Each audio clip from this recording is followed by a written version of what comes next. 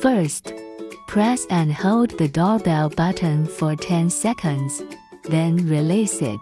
Open the app to add a small doorbell. Select any model, and choose M6. Select 2.4 grams network. Enter password. Login password. Aim the doorbell camera at the phone and scan the QR code.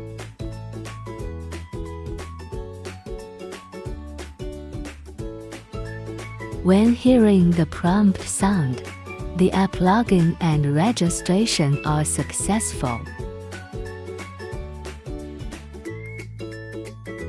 Press the doorbell button, and the app will display the doorbell video.